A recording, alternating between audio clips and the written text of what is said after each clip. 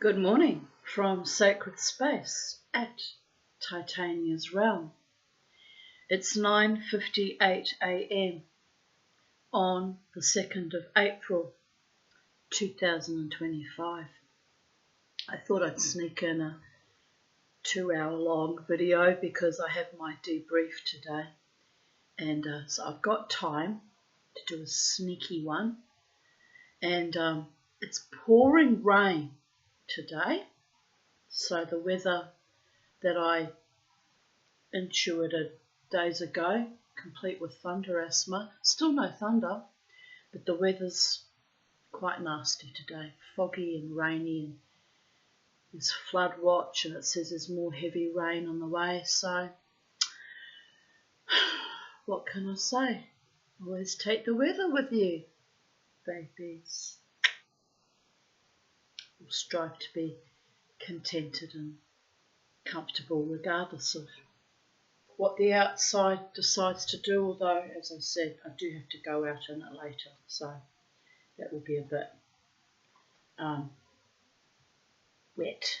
wet. I've got an umbrella, so it's not the end of the world, and at least it's not blowing a cyclone. It's very still outside, actually, almost unnaturally still. It was very still yesterday too. Anyway, I had a good sleep, only one interruption to pee during the night, which is a good night. 3 good nights in a row. It's probably going to take me weeks or months to recover from the 3 weeks of, bladder hell when I was really not good, people of that. But like everything, I fought through it every day in every way. So, and getting up only once a night is still, mildly irritating, but it's not so bad, it's doable. Anything more than that, and my nervous system starts to unravel, which you saw in the last few days anyway, because probably sheer exhaustion from weeks and weeks of being up all night. But I inhabit this body rather tenuously, and I've always inhabited this body tenuously since early childhood. There's reasons for that, people. So I'm hanging in there, kids. I'm hanging in there, soldiering on every day in every way, looking forward to the magic and the miracles of life, and taking sheer delight in what is, and dreaming of possibilities. Some things I haven't even dreamt about because don't dare get too far above my station, am I right? But anyway, on a happy note, life goes on, and there's moments when it's sublimely beautiful, moments in my wild moshing dance when I leave my body temporarily and I look up and I'm just surrounded by people looking at me with admiration and love. That means a lot to me. I didn't have a lot of that in life, really didn't. And or if I did, it was on rare occasions. So again, gratitude to those of you who have been encouraging and motivating me for many years, actually, but particularly in recent years. Together we're forging ahead, building our beautiful lives as a kind of a tribe or community, and on we go and on we go. I have every confidence that life will continuously improve for all of us, because we've chosen to remain here and to build our beautiful lives, consciously or unconsciously. Mama T's trying to do it consciously, but she's limited by finances and not having a supportive, soul-nourishing family, and so I'm just soaking in the love where I can perceive it, where I believe that it's genuine, and just holding it precious. Most precious wealth, apart from better health, is to be surrounded by people who genuinely love you and have your back. Might not always have your back, they might not agree with you on everything, but by and large support you and emotionally care for you.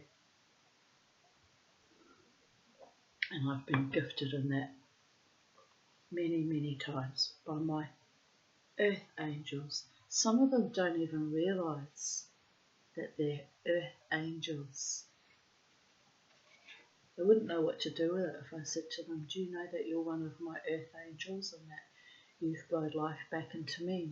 You've kept me kind of here, kind of striving and praying and wishing and hoping and dancing my way to better health and better prospects in life, better prosperity in a sense, not necessarily fiscal prosperity, but that feeling of achievement and accomplishment and satisfaction that you get from having fought your way through and being received with love at the end of the finish line.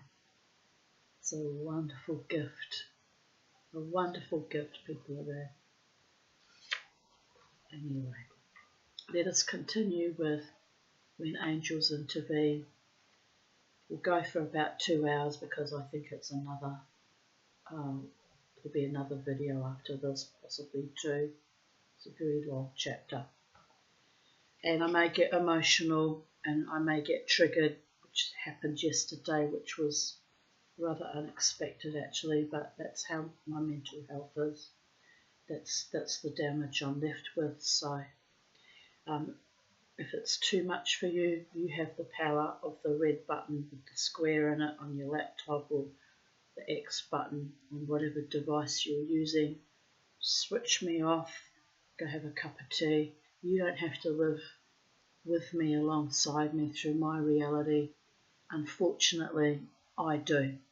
That's the cards that were dealt me, and that's the cumulative damage that I've been left with, that even 30 years of therapy has not quite resolved, although I'm better with old age because I survived it all and circumspect and prosaic and let it roll off my shoulders, am I right?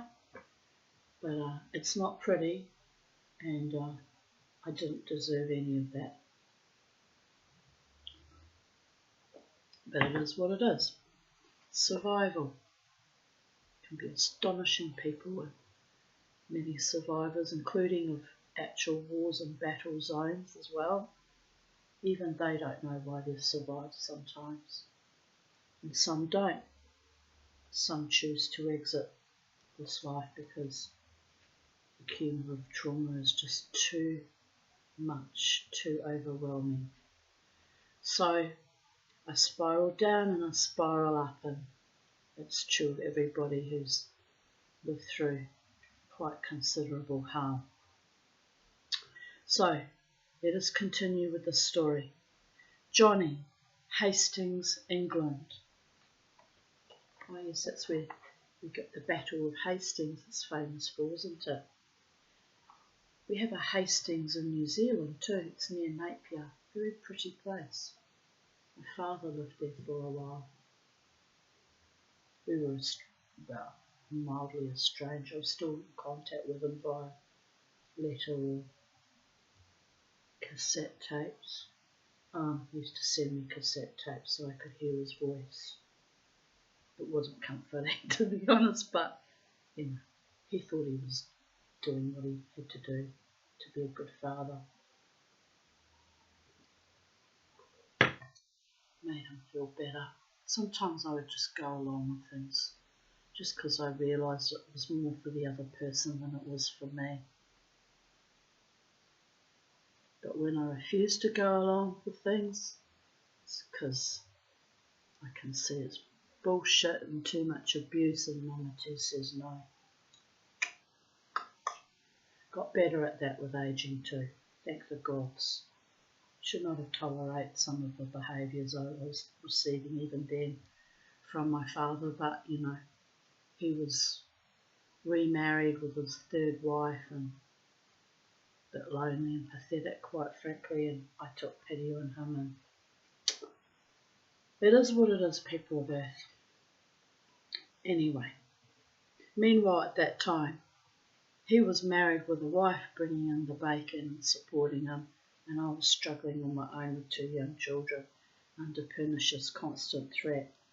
So, really, I was the parent and he was the child. Anyway, Johnny Hastings, England. We won't be talking about my father anymore today because it's a trigger and he's dead now, and what does it matter now anyway? Let it go.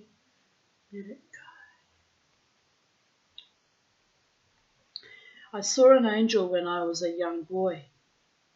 My friends and I could be naughty as lads. I remember one day we were teasing a younger boy. We didn't mean any harm, but you don't think as a youngster, do you? We were throwing bottle tops at him from across the street, and a few of them hit him. He started crying and carrying on, and for a while we thought that was funny. Little bastards. Then something really weird happened.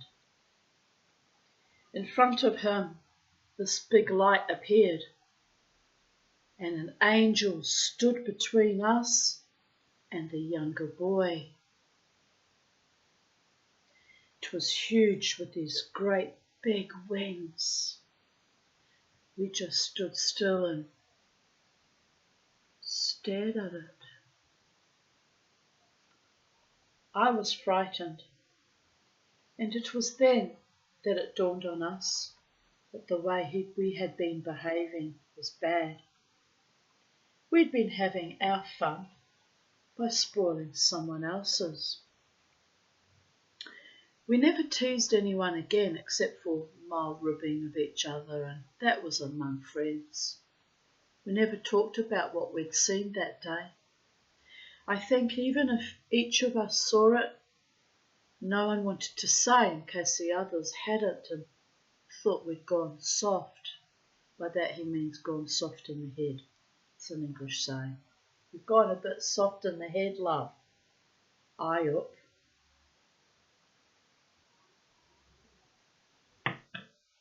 It changed me in many ways.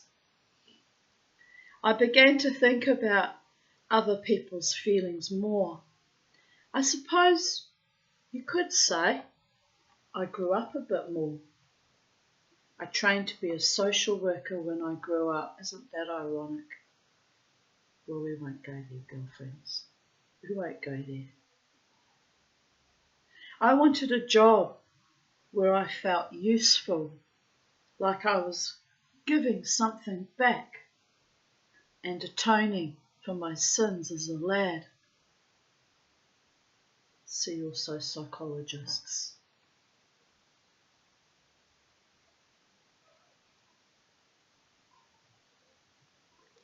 I could go on, but I won't.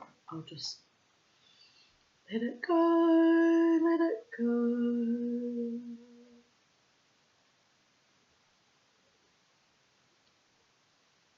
People faking altruism while they're assuming positions of power over vulnerable people, though. Toxic as fuck, people of Earth. Perhaps my whole life was changed by seeing that angel. I'm convinced that's what it was. Hopefully he was one of the good social workers that actually did their job and was genuinely kind to people that came under his care.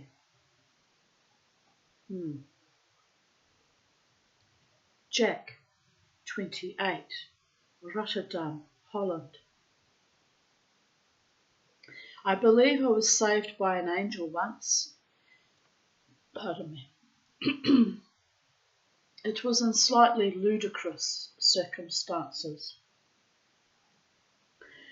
I was on holiday with my parents when I was 15 in Lesbos in Greece at a small resort called Scala Kalonis. It was a lovely place with a very shallow bay and a small village with a few restaurants. There wasn't an awful lot to do, and I got a bit bored at times, but mostly I was enjoying myself. One afternoon, my parents wanted to drive up into the hills to visit some church or monastery they'd read about in the guidebook. It seemed incredibly boring, so I managed to persuade them to let me spend the afternoon at the beach without them. They drove off with my little sister grumbling in the back seat and left me with the room keys and enough money to get a few things. We'd been out once or twice in pedalos. They're those little boats that you pedal like a bicycle. I'd been out with my dad and had enjoyed it, even though it's a bit of a silly way of getting from A to B. Now I decided to go out on my own. They're two-person boats, but you can pedal them you can pedal them by yourself. I hired one off the Greek guy on the beach, who just shrugged and sorted one out for me. I started pedaling out and decided to go a bit further than I had with my dad, when we'd basically potted up and down about 20 yards from the shore. I went quite a long way out to where the water started to get deeper.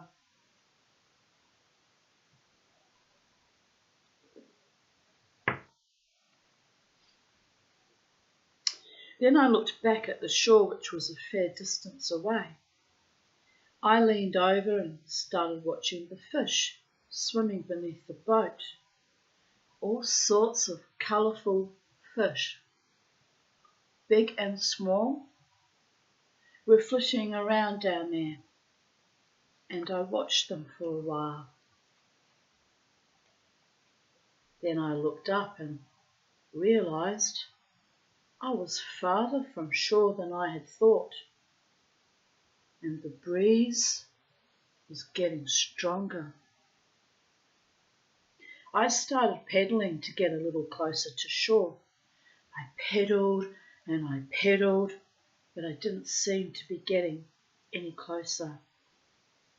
I realised that the tide was taking me away from shore faster than I could pedal back to shore.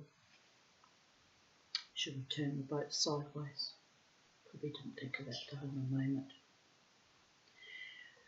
The shallow water of the bay was actually quite misleading because it meant that the water there was very calm and the waves were tiny.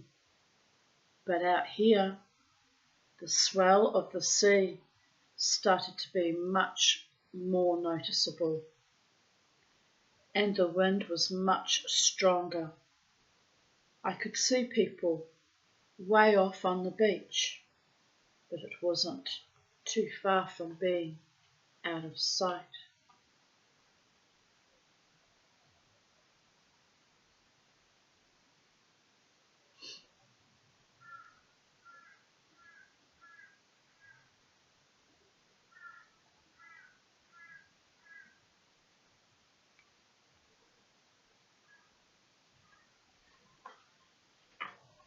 I got a bit panicky.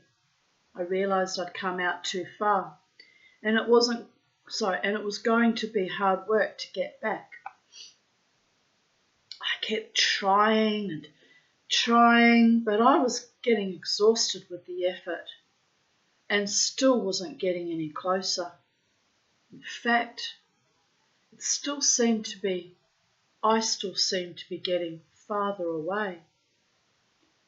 After about a quarter of an hour of this, I was really worried. It would be getting dark in another hour or two, and I really didn't want to be adrift in a stupid pedalo boat when that happened. I actually started crying. It was so frustrating. I closed my eyes and leaned forward for a rest, all the time worrying that if I wasn't pedalling, I was drifting even farther from land.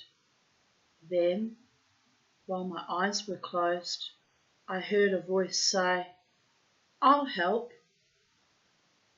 I opened my eyes and saw nothing, but the pedals started turning of their own accord. I pushed a little to help, but they were just going round as though someone was sitting in the seat next to me, doing the pedalling. It kept going and going, and all I had to do was help them round. Finally, I started making some progress and getting closer to shore. After about 20 minutes, we finally got back. I love how he says we, because he was not alone in that moment. We finally got back to the shallow part, and I realised that I could keep the boat moving from there. I said, "Thanks," even though I couldn't see anyone. At that point, the pedals stopped going on their own and I took over. There was still a bit of water to cover, but once I was in the shallow part, I wasn't getting pushed away from land by the tide anymore.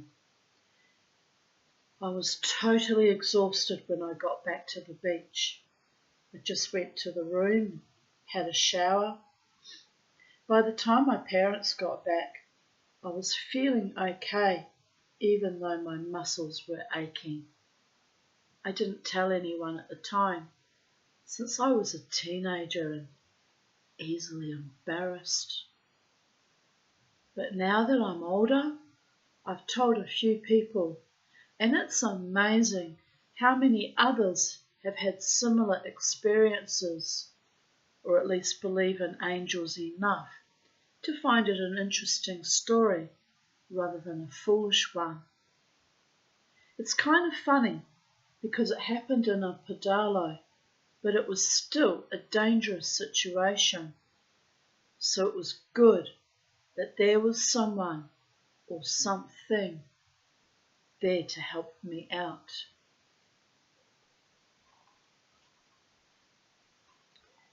Edward, Ormston Moor, England.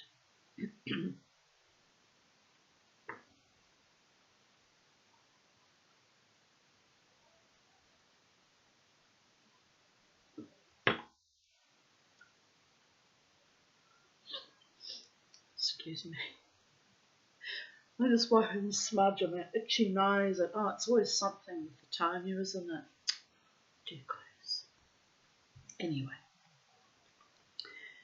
I was out walking on the moor with my dog Benny when a mist came down suddenly.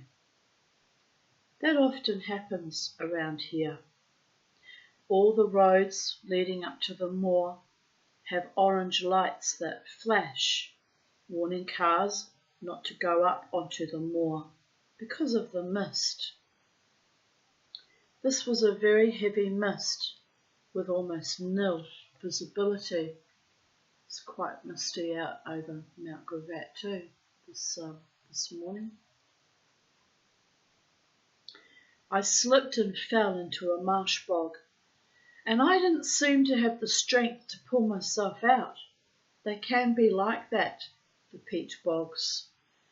It's not like quicksand where you might be sucked under, but it's very heavy mud and it can be hard to get out of without help. Benny ran off. I hoped to try to find help. He's a good dog, been with me for years. And eventually came back with a man. The man helped me out and walked with me in what he said was the direction of the nearest village. We chatted about this and that, and he sounded like a local man from his accent. As I got to the village, The mist had begun to clear. I turned to the man to thank him for helping me, maybe offer him a pint for his troubles. He was nowhere to be seen. I looked behind in the direction we had just come and all around, but he was gone. People tell me I must have hallucinated him, but I'm sure he was there. My guardian angel, maybe? It would be like me to have a guardian angel. That's a Yorkshire bloke who likes ale and dog racing.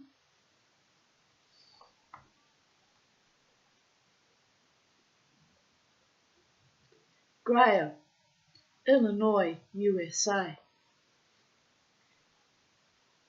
I drive trucks for a living, and one of my routes out west can get very bad weather along it at certain times of year. If I haven't got a heavy load and the weather is bad, I need to wait until conditions clear up a bit, or my truck could be blown over. When you're only carrying a light load, the wind can literally turn you upside down. On this particular day, the weather seemed fairly nice, and there had been no warnings on the radio, so I just set out as I usually would. However, once I got going, it seemed that the weather was turning nasty. There can be some nasty accidents along fast roads when the wind is strong. I did the usual safety drill, put on my hazard warning lights and drove as slowly and carefully as I could. Suddenly, in front of me, another truck had stopped. The driver was standing in front of it, waving his arms for me to stop. He said that he was carrying a heavy consignment of metal and I should pull my truck over to the side and ride with him to the next town where I could arrange to get help. I didn't want to leave my truck by the side of the road. So eventually we agreed that he would go ahead and radio for help so that someone would come and rescue me.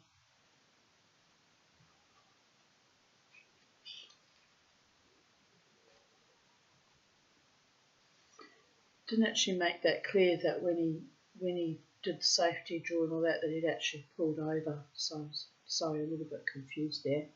Sometimes I'm a bit slow on the uptake, depending where I am at in the head. I sat in my cab and waited. After about 10 minutes, I fell asleep, and when I woke up, the man was beside me, driving my truck. We chatted for a while and eventually reached my destination, where I thanked him for helping me out. I took his name and number, saying maybe we could meet for a beer sometime. I was so tired, I went to the nearby motel to sleep before going in to sign off my consignment. The next morning, when I signed in, I told the staff that I had been lucky that the guy had helped me the day before. They all looked confused and asked, "What guy?" They all said that I'd driven the truck in, all by myself. To this day, I still can't believe that I did.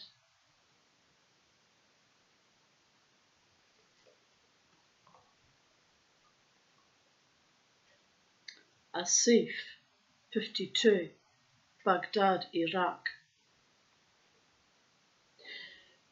When the Americans came, I was pleased. I was one of those who thought that this was the only way to get rid of Saddam.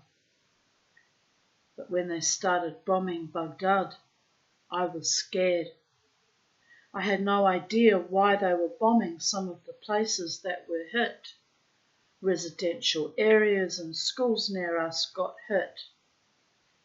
You just can't be precise with bombs, I suppose. But at that point it felt as though we were under attack ourselves, not the government, who were all holed up in bunkers somewhere else, which is the usual state of being, isn't it? In a state of war, the fucking assholes. It's always the ordinary civilians that suffer the most, and their animals, people of Earth. That's why I'm against all war. War is hell. I don't care what country, what nation, what tribe. If you've reached the point that you've got to deal with it with war, you've become an animal, and even animals don't behave like that, to be fair. Anyway, it is what it is, people of Earth. Maybe one day we'll evolve enough to send rich old men into private little padded cells to duke things out instead of dragging innocent men, women and children and pets and livestock and horses and you name it into their fracas. There was one particularly terrible day when there was wave after wave of attacks. Like many people, we had nowhere to hide. I've got this bloody bride digging into me again. Oh dear goddess. I hate it.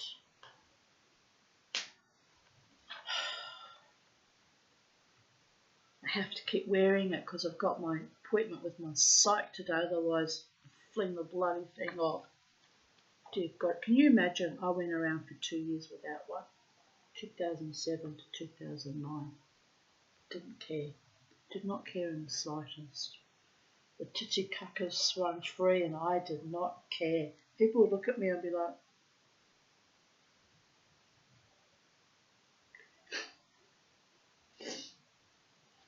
I mean, it's kind of funny now. Like many people, we had nowhere to hide. So we were down in the cellar, praying. There was a huge explosion nearby and the whole house shook, and then the bomb stopped. We waited another half hour or so and everything was quiet. I decided to go out onto the street to see what had happened. A man who I knew slightly was out in the street with his family, a wife and 3 daughters. He lived about 10 houses away from me. His house had been flattened. There was virtually nothing left except the walls of the neighbours' houses. He told me that a few minutes before the bomb hit, he had been inside the house with his family in the cellar. He had heard someone run into the house and shout down the stairs. The voice told him to get out now, to get his family and get out of the house and across the street. Just that. He had no reason to do this, especially in the middle of an air raid. But for some reason, he trusted the voice and did as he was told. Shortly afterward, they saw the bomb strike and the building collapse. He was in severe shock at seeing his home destroyed, but he said, thanks to an angel, he still had his own life and the lives of his family. Blessed be. Polly, 35, South Carolina, USA. When I was 10, I nearly drowned. I was doing well at swimming in the pool, but I wasn't that strong. I was playing out there with my brother and my cousins. They were about my age, and my brother was 14. He was a good swimmer, and my father trusted him to look after us swimming. I got the idea that I wanted to dive into the deep end and swim across. I'd learned how to dive with my father and I thought I would be fine. But I hit the water too hard, pardon me, and hit my belly, and it took the wind out of me. I went under for a moment or two, and it was hard work to get to the surface. Then I was scared and panting hard, and I started trying to scramble toward the side. But I just didn't have the strength. I think it was because I was panicking and hyperventilating, and that just took all my energy away. I felt heavier and heavier, and I started to go under. I tried to shout, but I just got water in my mouth. Everyone was horsing around with a ball down at the other end of the pool, and I didn't think they could see the trouble I was in. I took a big mouthful of air and tried to get going, but I just started to sink. I remember very clearly looking up from under the water. I could see my cousins at the other end, and I could see the sun shining very clearly in the sky. It seemed like a terrible way to die, in broad daylight, with people all around.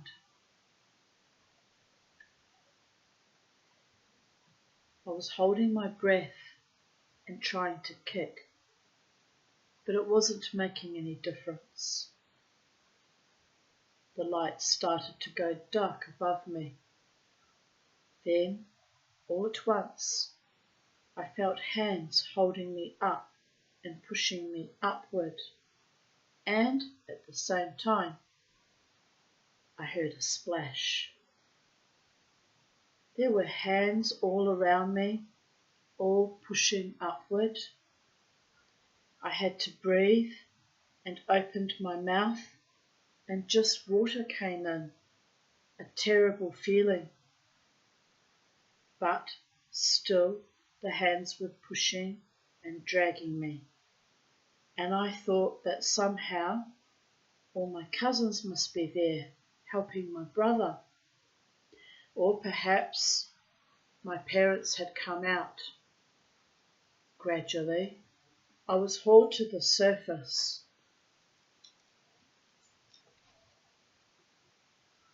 And over the edge. And then I need to polish up my pendant. It's looking a bit tarnished.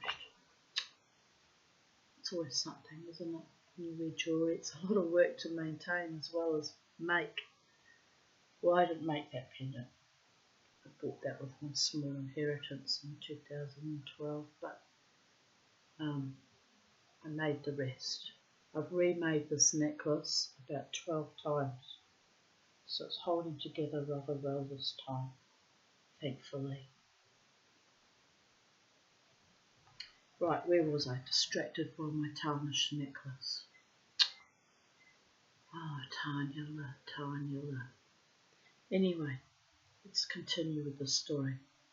Gradually I was hauled to the surface and over the edge, and then I just about passed out. I felt people pushing me around and banging at me, and then I don't remember anything until I woke up on the sofa later, feeling like I'd swallowed something nasty, with my chest hurting like hell. Afterward, I found out what had happened. My brother had seen me in trouble. He had told the cousins to run and find my parents because they were too little to help. Then he had climbed out of the other end of the pool and run down to jump in beside me. He had managed to get hold of my arms and drag me to the surface. He held me there for a moment or two, unable to get me out and scared that I was dying, when my father ran out of the house and pulled me out.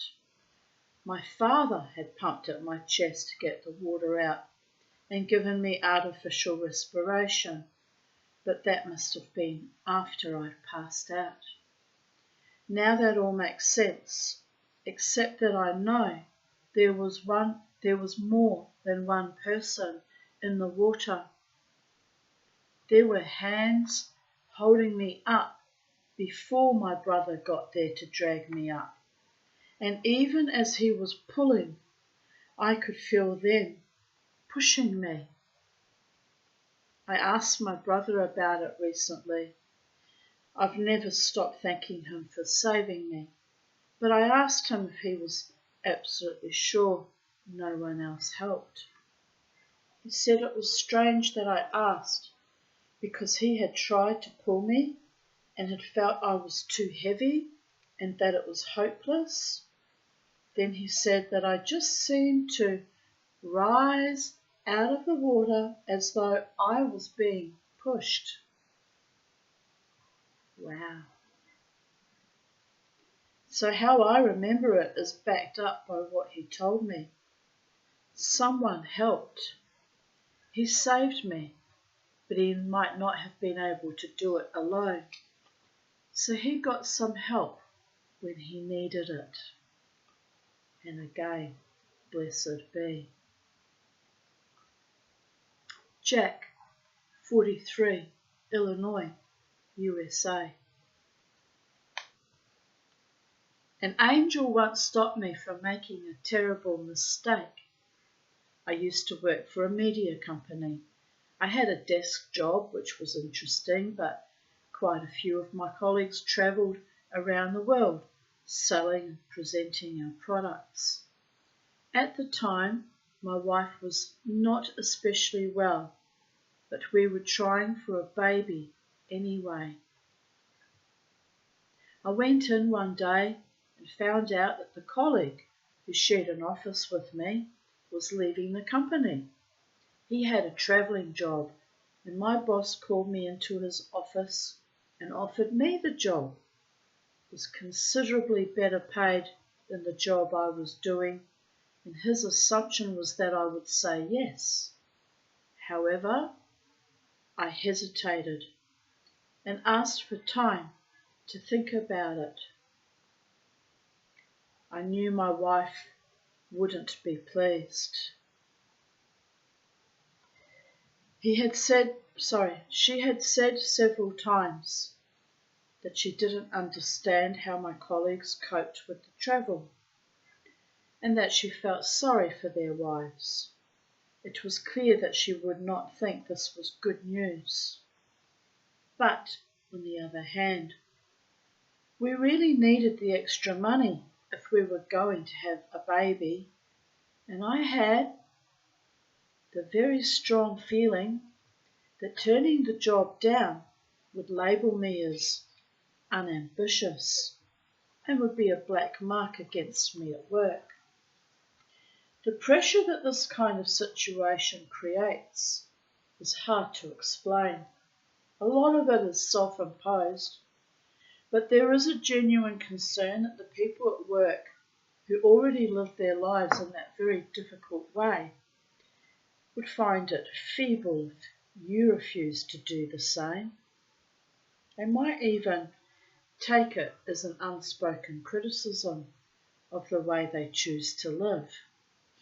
The assumption is that you should do what the company needs you to do, and your family should live with it. I hate that mentality. When you're enslaved to a job, you should never feel pressured to perform a function that you're not comfortable with, in my opinion. But then I've been unemployed for 25 years.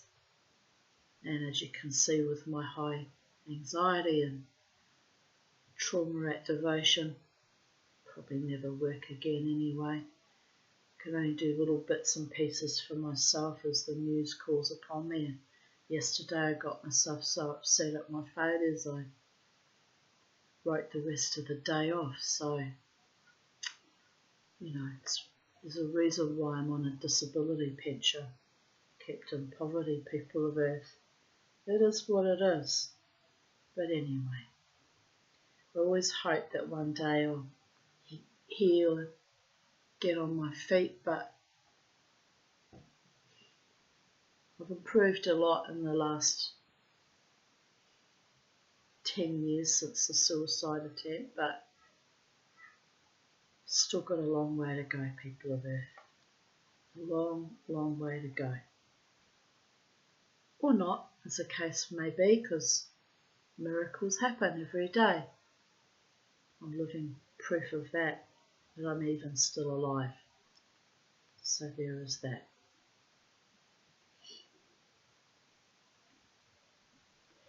Rather than talk to my wife about it, I just went back that afternoon and accepted the job. I suppose I thought I could explain to her why I felt I had to do it. But when I got home and told her, she was furious. She was asking how we could cope with a child if I was away every other month.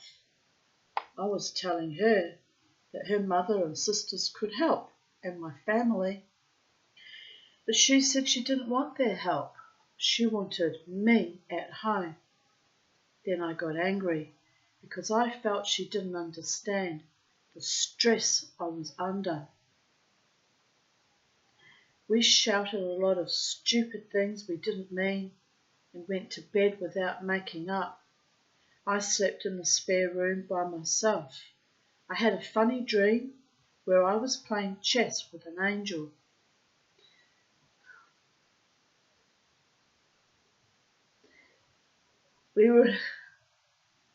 Always take notice when you dream of angels, by the way.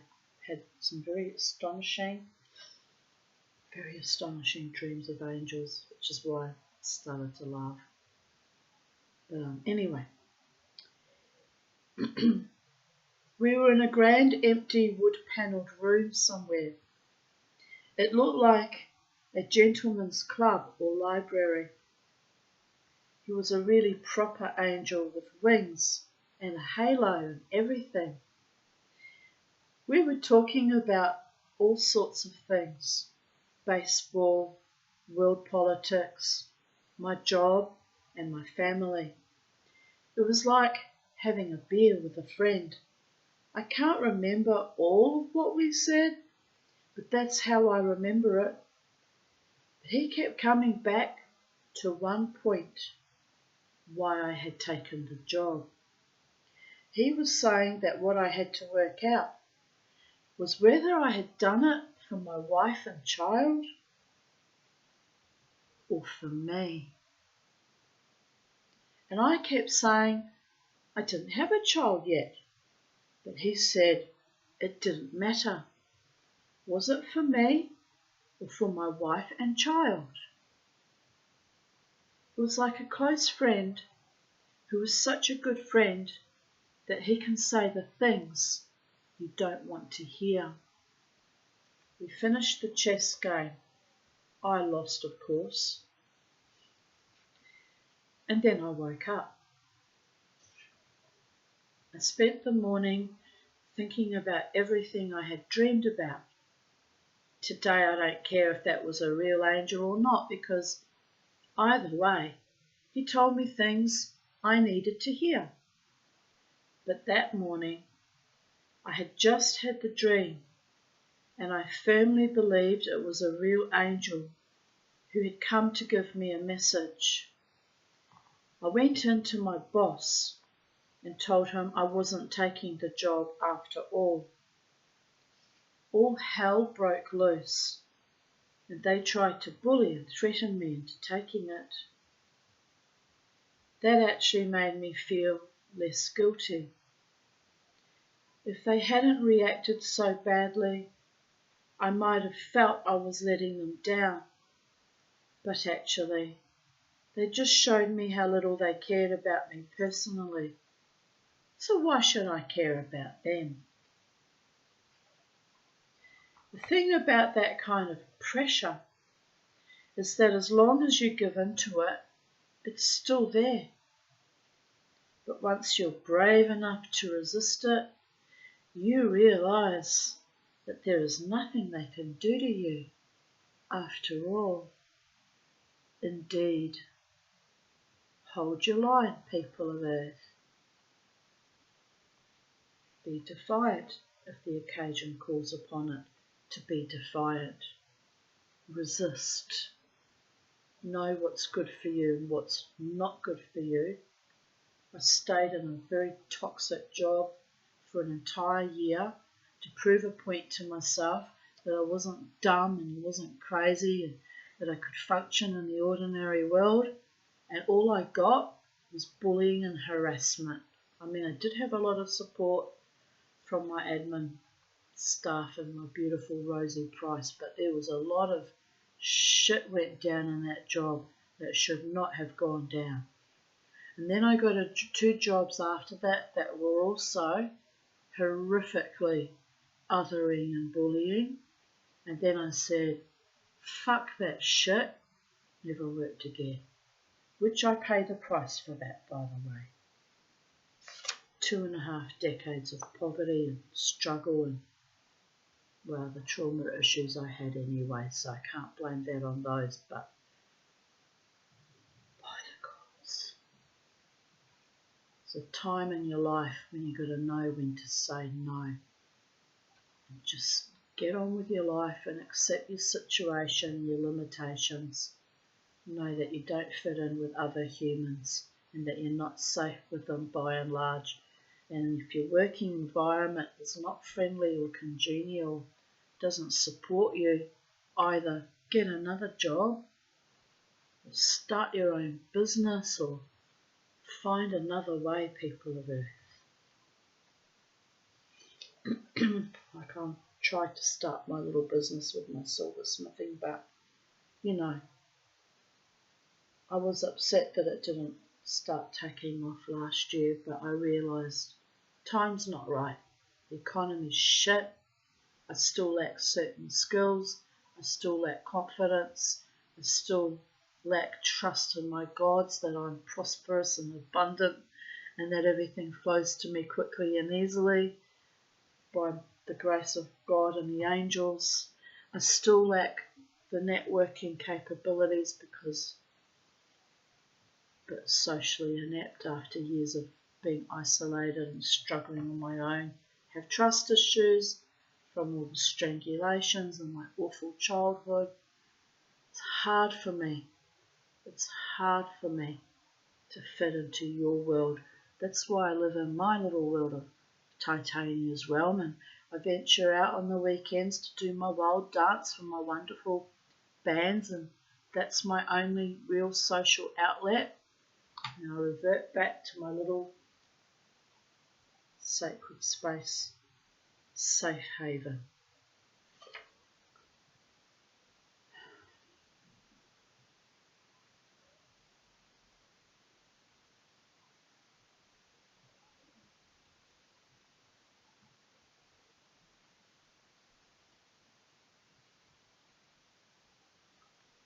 The thing is, I had realised that the angel was right.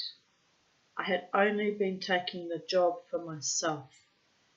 I had secretly wanted to travel and been jealous of my colleagues who did. It seemed more fun than what I did.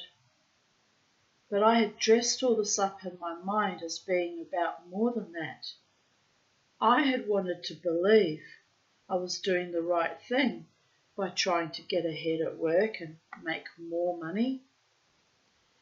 But that really wasn't why I was doing it. Sorry, it's worded, but that wasn't really why I was doing it. And as soon as I realised that, I had the courage to change my mind. Also, the fact that the angel kept referring to my child made me put myself in the position of parent for the first time. I had thought about having children, but I just imagined playing with them and taking them out in the stroller to show them the park and the animals and things like that. Now for the first time I felt that weight of responsibility that only parents truly know. I thought about how I'd feel if I really had a child, and I realised that I couldn't take the job if I couldn't swear I'd want it if I really had a child. So once I really thought about what it meant to my wife and imaginary child, I saw that being selfish wasn't the right thing to do.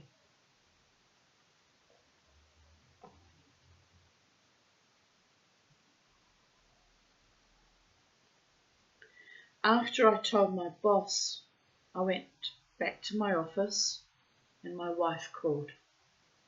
I hadn't talked to her since our argument the night before.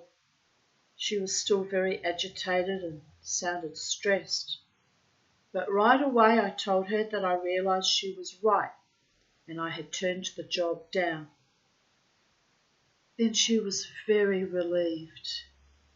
She told me later that she had been calling to tell me she was leaving me and going back to her mother because she was so upset that I had done this without consulting her. But the fact that I had belatedly realised that I was in the wrong made up for it a bit. The other strange thing about all this is that a week later, I got another phone call from my wife. She had just done a test and found out that she was pregnant.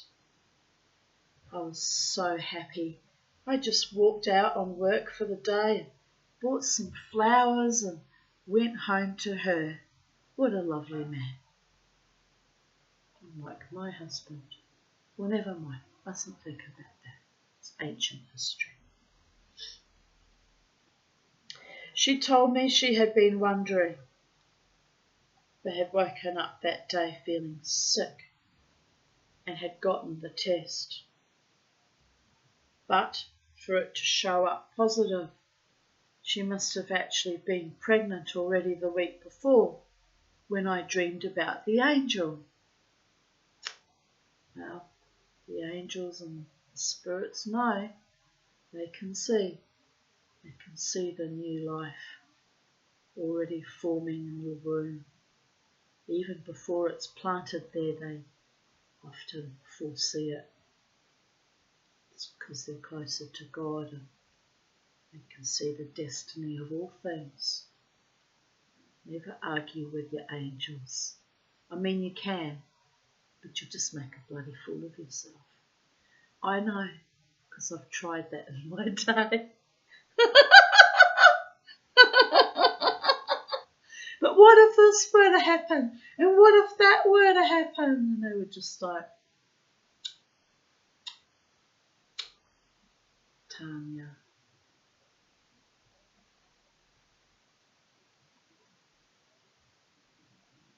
So perhaps that was why the angel kept referring to my child.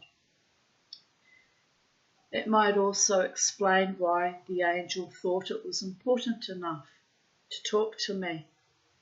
He might even have cared more about the child than about me, which would be fair, because that's how I feel now.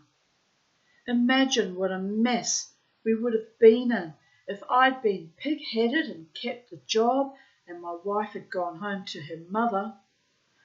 Maybe we could have figured it out, but maybe it would have been too much of a mess.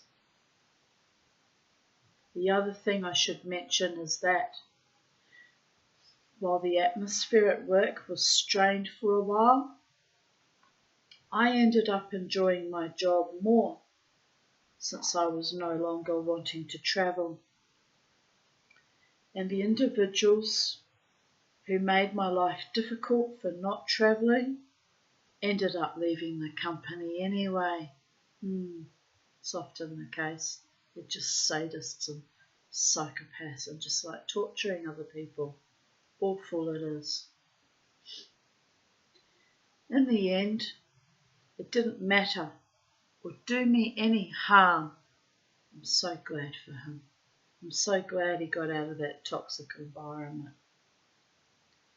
In fact, I think it did me good because it showed me that you can stand up for yourself and do the right thing for your family in the face of intimidation. And that, my friends, is the hallmark of an adult man behaving like a responsible adult.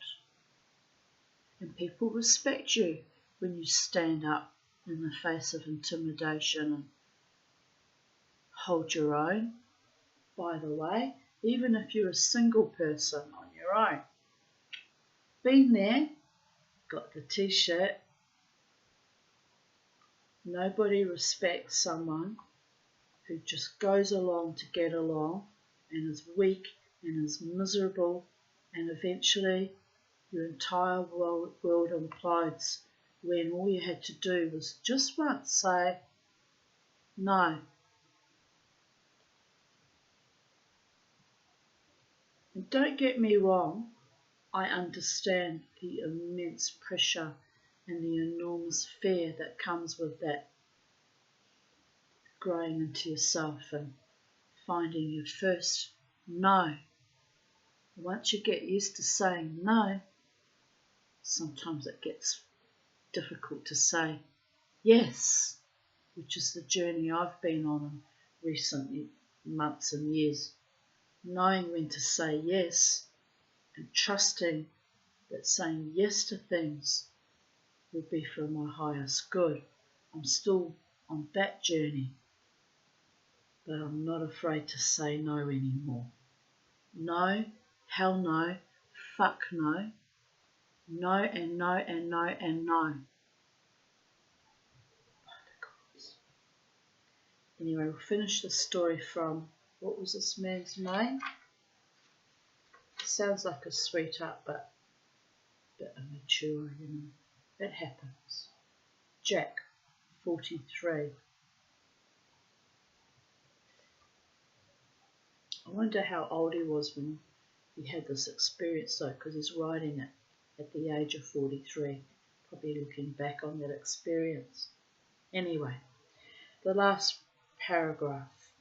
So all around, the fact that I stayed and figured it out was the best possible thing for us.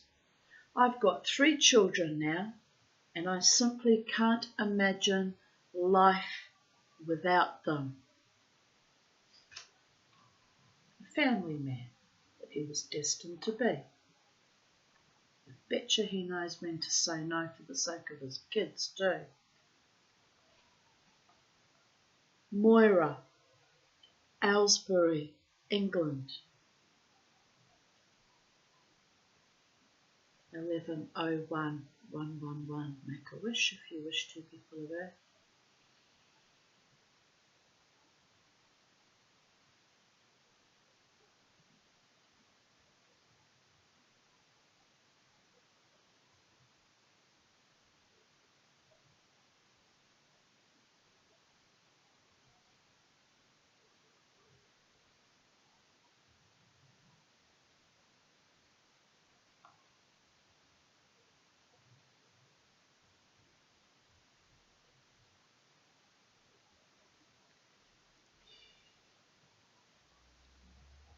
Right.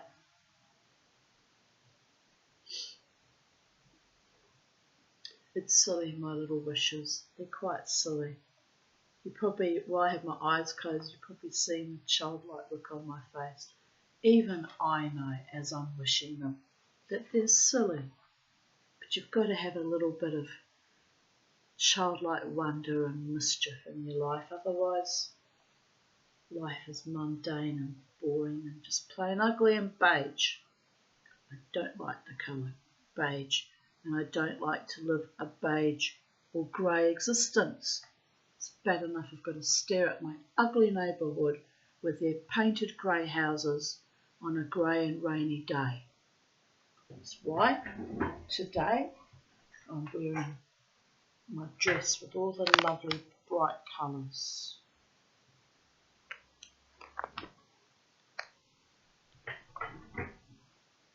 colour your life like a psychedelic dreamer, am I right?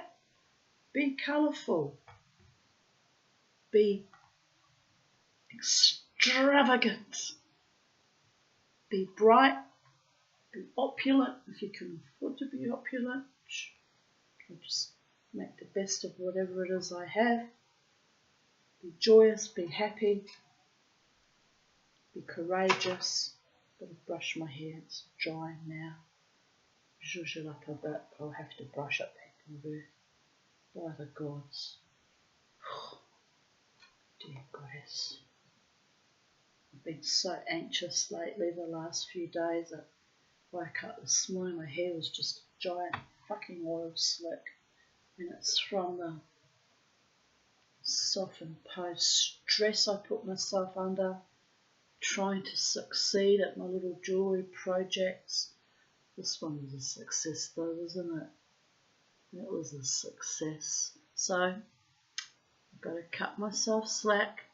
I can achieve things, even though they're little and don't actually make me any money. I can achieve things. One day, I'll have a wonderful partner by my side, a loving man, achieving things with me.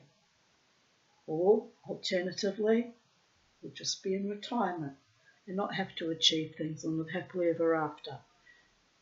Whatever the gods decree.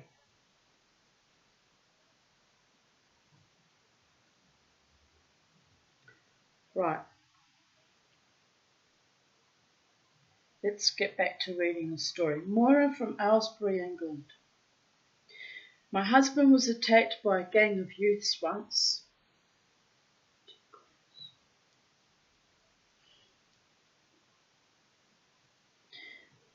We live in a neighbourhood that is quite rough, and the gangs have been getting worse and worse.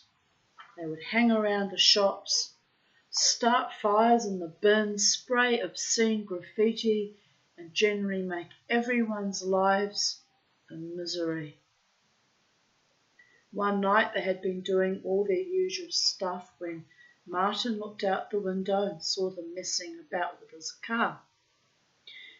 They had a coat hanger and they were obviously trying to break into it. Right there, outside our house, in broad daylight. I wish I'd been there, because I would have told him to leave them alone, or at least to call the police. But he just went out and started shouting at them. Instead of stopping what they were doing, they turned on him and started hitting and kicking him. He got a kick in the head that knocked him out, and still they didn't stop. I got a call at work from my neighbours. They said Martin was being taken in an ambulance. Of course I went to the hospital and he was a right mess. He was unconscious all night and the doctors were getting me ready for the idea he might die. But he hung in there and made it through. I didn't leave the hospital for 3 days until I was absolutely sure he was okay. But the police came and talked to me. Everyone knew who the kids were, of course, but the problem was getting people to talk about it in court. Luckily, there were enough of my neighbours who were brave enough to identify the kids. I talked to the neighbour who had called me and he told me that he had looked out because there had been a flash of light which seemed strange.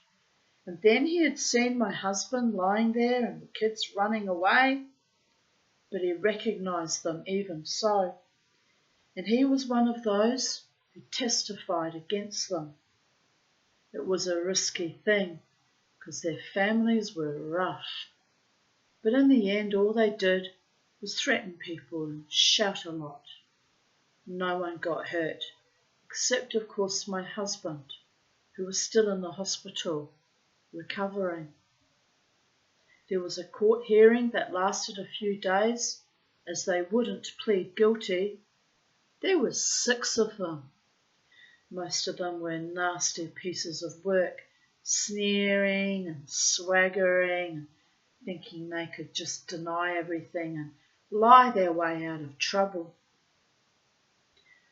They got put away for a year or so each because they all had previous records. Not long enough, but it was apparently the most we could expect. The last one was different. He seemed a bit backward, and he talked about the whole thing as if he was a little kid being led around playing games or something. He was the brother of one of the worst of them, so I suppose, in a way, that's what he was. He said a very strange thing in his evidence. He said they were there fighting, that's what he called it, even though there were 6 of them and only one of Martin. But then he said that there had been a loud bang and 3 tall men were suddenly there, chasing them away. He sounded terrified, and at that point all the others looked a bit strange, as though they didn't want to admit that they had been scared too. No one else saw anyone there at all. Some people from down the road specifically said that they had seen the 6 hitting Martin, then running away. No one else in sight. I can't get it out of my head that Martin might have been rescued by angels. He got hurt badly enough in any case. His ankle was smashed and he couldn't work for 6 months and he still gets headaches. But he's basically okay. The kids got out of prison, of course, but at least 3 of them are back inside already. I don't know or care what happened to the others, but I heard that the 6th one, who had talked about the angels, was put into some kind of medical care rather than into prison. I thought that was probably fair. He didn't seem to be evil, just manipulated or heavily influenced by his brother and so-called friends. Martin's back at work now, and the area has improved a bit since those particular kids aren't here anymore. But we're about to move away because there are bad memories here for us now. Wise, very wise.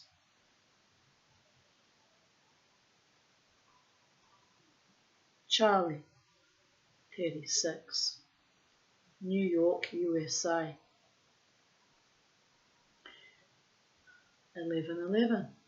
Opportunity to make another wish, but my one was pretty grand, so I'll just leave it at that.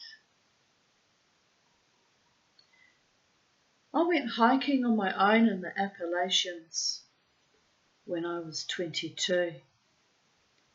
It was a kind of rite of passage for me to go up into the wild and be by myself for a while. I was well prepared. I've been out in the wilderness plenty of times with my father and uncle, but I wanted to do it alone. One thing that always does worry me out there is in the woods is bears. I know what to do in theory, but I worry about whether I'll remember it all in the moment of actually meeting a bear. Will I remember which one to run from, which one to play dead for? Will I be able to run or climb fast enough? And so on. I met a smallish bear once with my father, but he just stared down the path and ambled away, so we didn't need to do a thing. The only other time I met a bear was on this solo trip. It was about 2 in the morning, and I was lying in my tent in the dark. It was a beautiful, clear night. The stars were so clear up in the sky, and there wasn't a sound of people or cars anywhere, just the sounds of the woods. Then I heard the bear. I'd tied all my food up in the tree, so I thought it would ignore me. But instead it came closer. I could hear it grunting and walking around. I think it was looking for something to eat. I was pretty scared in the tent. It didn't seem like a good idea to come out and confront it.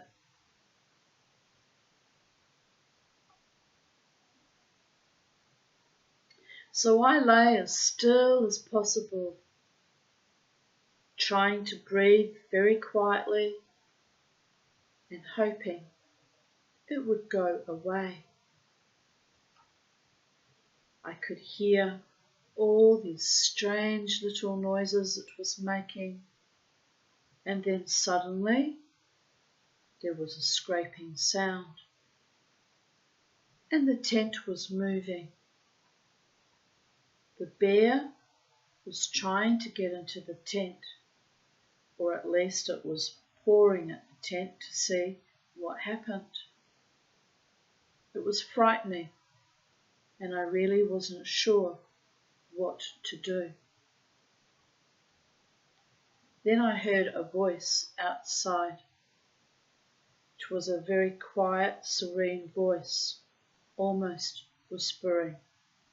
It said something like, "Come on over here, you silly bear." And then it kept saying, "Come on," over and over. The bear stopped pawing at my tent, and I could hear it start to move away. For a while, I was too scared to move, but as the sound moved farther and farther away, my curiosity overcame me. Who on earth would come up there in the middle of the night just to lead a bear away from my tent?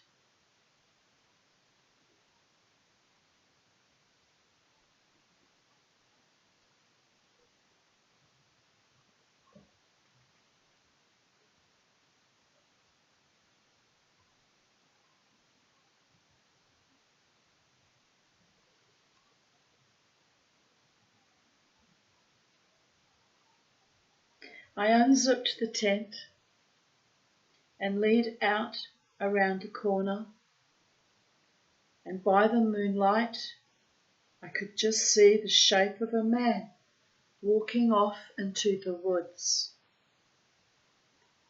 There was a big bear, one of the biggest I've seen, ambling gently after the man. You could see the bear wasn't chasing the man, just following him. I watched them for a few moments, and then they were out of sight. After that, I was awake pretty much all night, but I didn't feel scared, just amazed by what I had seen. The next day, I continued walking all the way up to the end of the trail. I went on being as cautious as ever. After all, I may have been lucky or had some help that time, but that's no reason to stop taking the basic precautions, is it?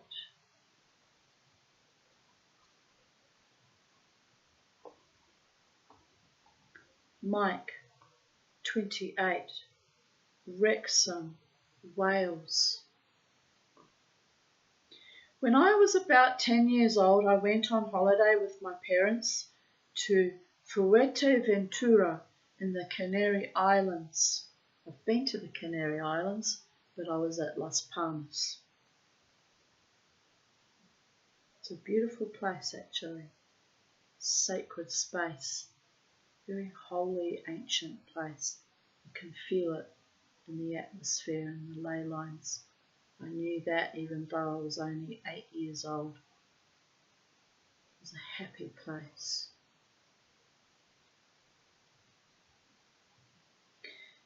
I was very excited in the car on the way to the airport because I'd never been on a plane before. I don't actually recall much about the flight, but I do remember how hot it was when we got off the plane at the other end. It felt like we were stepping into a big cushion of warmth, especially as it had been snowing back in England. The place where we were staying was next to a small beach set in a cove with a long pier on the left, which had a white lighthouse standing at the very end. The other side was covered with lines of small apartments that reached out to the tip of the land. I used to sit in the surf in a rubber ring that my dad had bought me at one of the tourist shops and spin myself around so that the lighthouse and the villas blurred together. There wasn't much to do apart from play on the beach and swim while my mum and dad lay in the sun, but I didn't get bored. There were a few other kids that I messed around with sometimes, but mostly I amused myself by trying to copy the sand sculptures that an aging hippie used to build up next to the seawall where everybody got down onto the beach. He had a blue plastic sandwich box next to his creations that he'd throw a handful of loose change into, hoping that impressionable kids like me would add to it. The third or fourth day we were there, I can't remember exactly, he'd made a life-sized dolphin.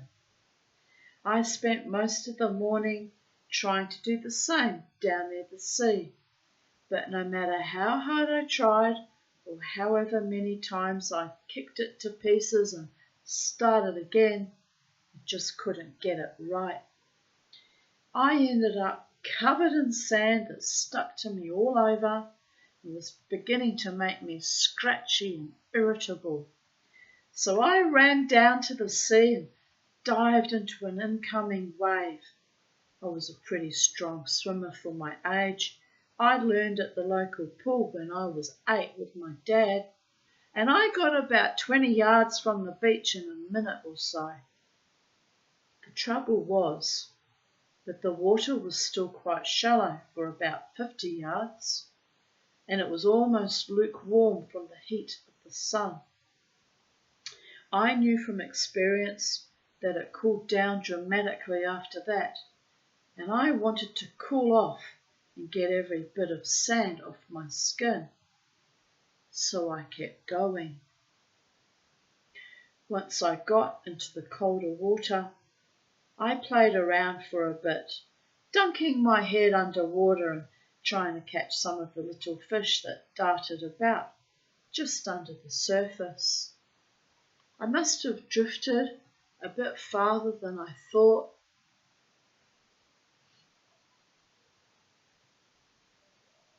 because when I tried to put my feet down, I couldn't feel the bottom. I looked back toward the beach and I realised that I'd gotten myself about 100 yards out, much further than I'd ever been before. That scared me a bit, but I knew I wouldn't have any trouble doing the distance. So I started swimming back to the shore. What I hadn't realised was that the tide was on its way out, as it had been when I'd first got into the water, the reason I'd gotten so far out.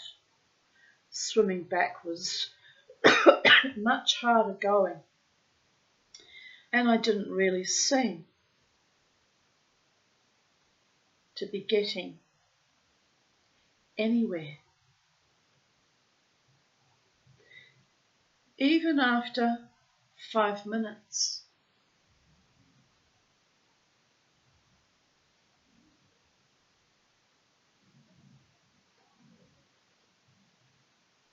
So,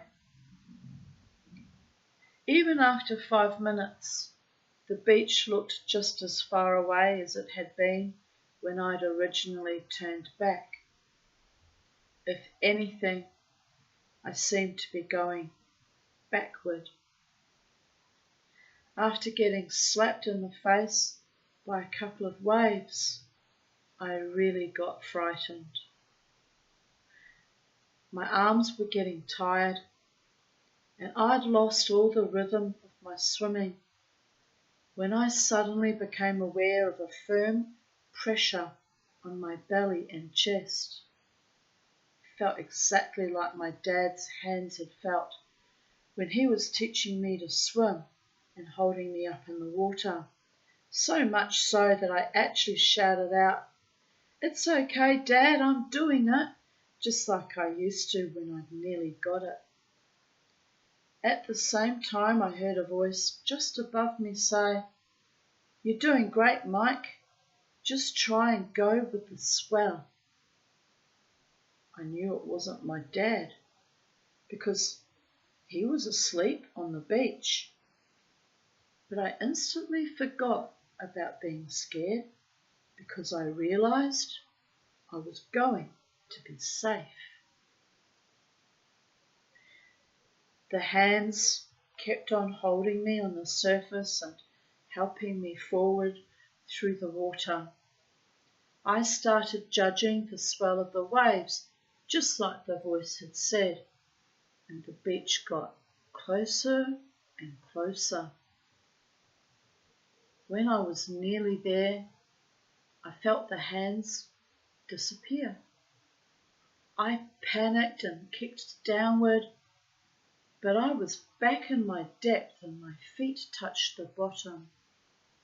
I stood up and looked back out to where I'd been,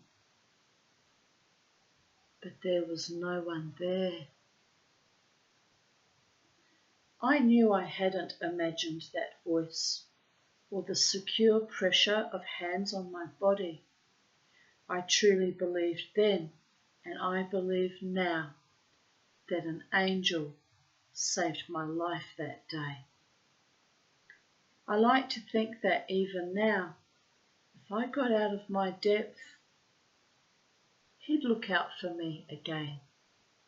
Although I wouldn't recommend pushing it, people of Earth. I've drowned a few times too. 3 of my near deaths were drownings.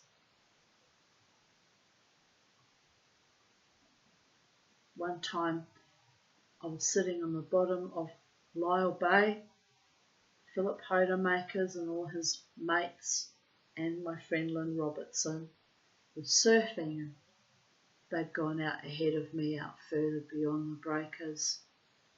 And I got knocked over by a wave, and I remember rolling and rolling on the seabed under the force of that wave. I was about 14 at that time, and that was my third near death by drowning, by the way. And I considered myself a good swimmer, but something just knocked me over and knocked the breath out of me, although I was, not holding my breath yet, because at the time I was knocked over, I was above water. I remember tumbling and tumbling with the force of that wave, rolling like a tumbleweed along the bottom of Lyle Bay. And I remember thinking, I don't have enough air, because I hadn't had a chance to take a deep breath. And my lungs are weak. They've always been weak since I was 4 years old and had whooping cough and measles. And I remember thinking, I'm going to drown. And I started to panic. But then I didn't see an angel, but something said to me, just sit now, try not to panic, just sit, stay calm. which was a very strange feeling when I knew I was going to drown. I believed I was going to drown. Probably would have drowned too. I sat on the bottom of the ocean between waves, and suddenly it became very still. And I looked up and I was watching the golden light, sun shining through the water, coming to me at fractured angles as light does underwater, watching my own bubbles of my breath rising up to the surface. And there was this intense peace, and everything felt golden, like I was surrounded in this golden light. And the peace was amazing. And I thought to myself, I must be dead or about to die. It must be very, very close now. The peace was comforting and really beautiful. I can't even explain it, what that peace felt like. Next thing I know, Lynn was pulling me up literally by my hair. She'd come to look for me, and I don't know how she even saw me. Maybe she saw the bubbles, I don't even know. Don't even know how she found me actually. She was way ahead with the boys. She dragged me up by my hair and grabbed me and, "Are you alright?" And I just went, and obviously I hadn't taken in any water. For some reason I didn't need, CPR, but she just pounded on my back a bit, shook me off and dragged me to shore, rolled me over. I think I did spit up a bit of water, but not much. She just looked at me. "You could have drowned, Tanya." I didn't want to tell her.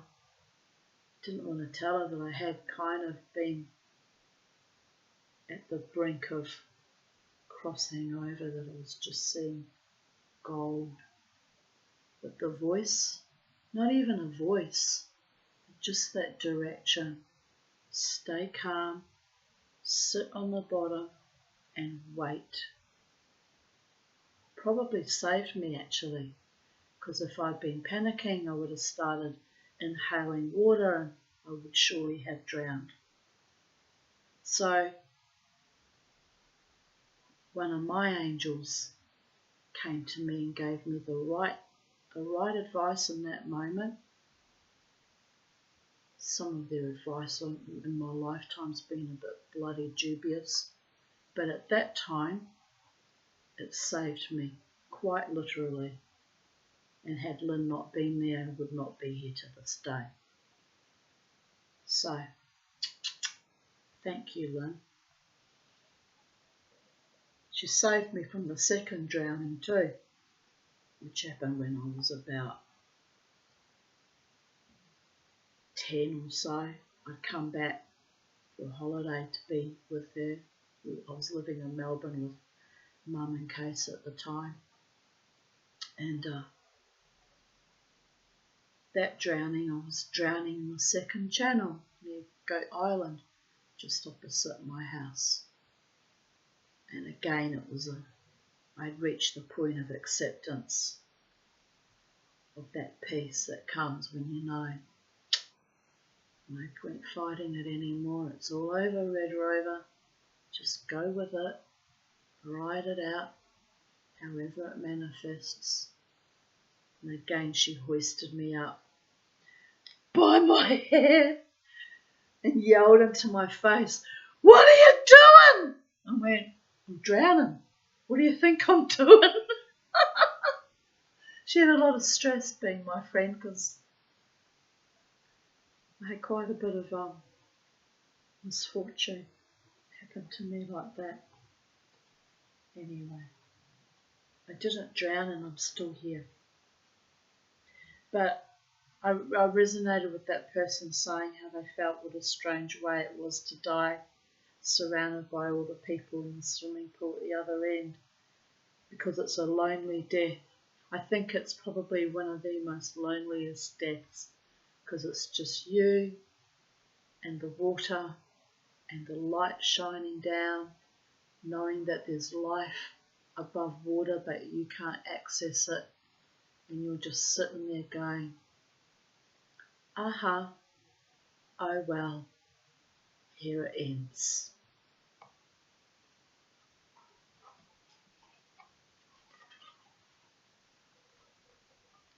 Carol, 54, Singapore.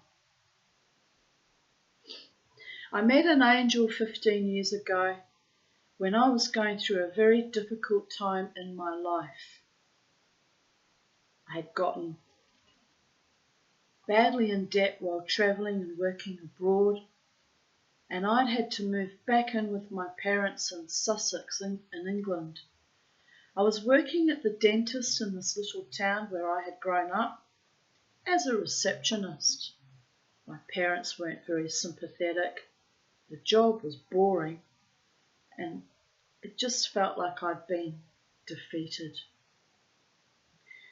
I got quite depressed and started sleeping in late at the weekends, staying in bed all day, watching television. I justified it by saying that I was trying to avoid spending money to get out of debt faster. But then I'd go on these shopping sprees where I bought clothes I didn't really need to make myself feel better. Of course, then I just felt guilty and depressed all over again.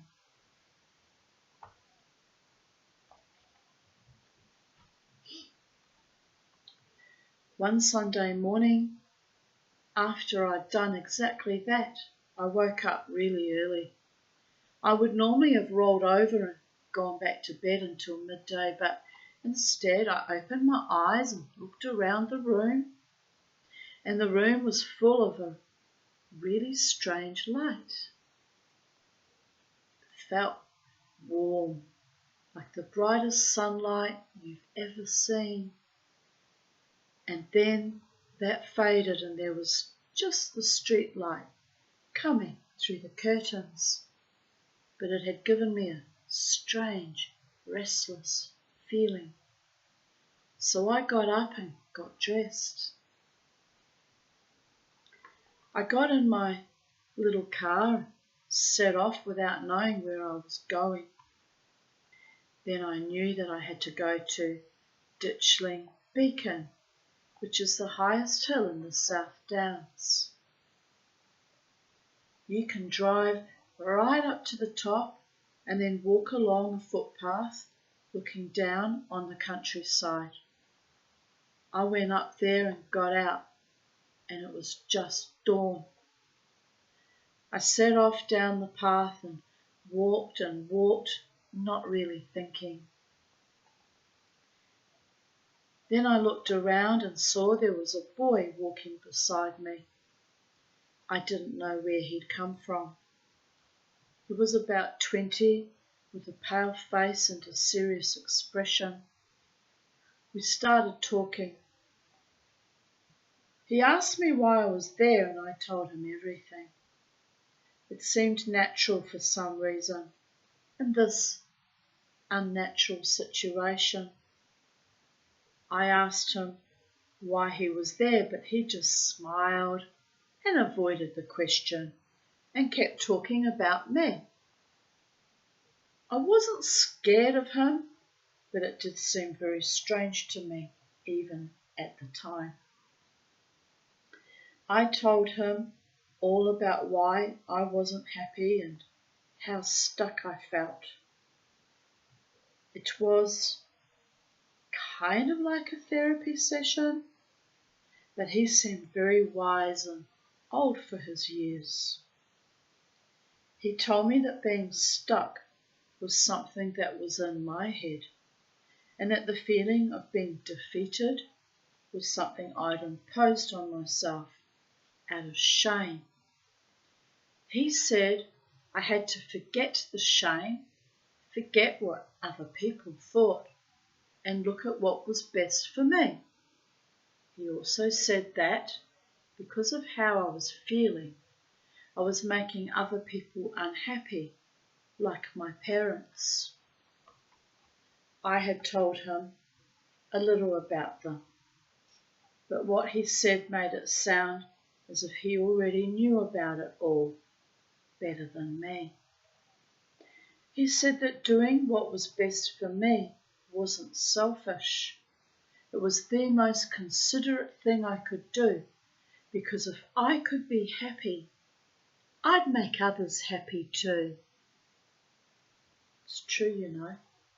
I had to learn that lesson many, many years ago. It's not selfish to strive to be happy, unless you're actively harming others in the process.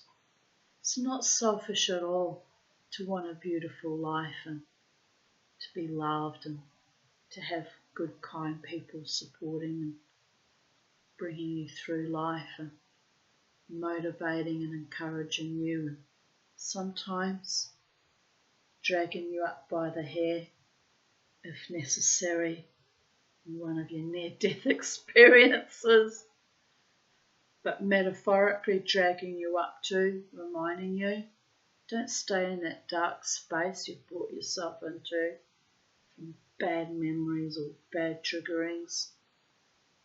Keep forging forward like an icebreaker in the Antarctic. Eventually you'll cut through the bullshit and you'll find your Zen zone. And if you don't, at least you bloody well tried, and kept trying, and kept trying, and kept trying. And there's no harm in that. Anyway, where was I? It was lovely talking to him, because I could feel all these silly attitudes I'd built up to protect myself falling away. And the real me was still there, even if it had been a while since I'd seen her.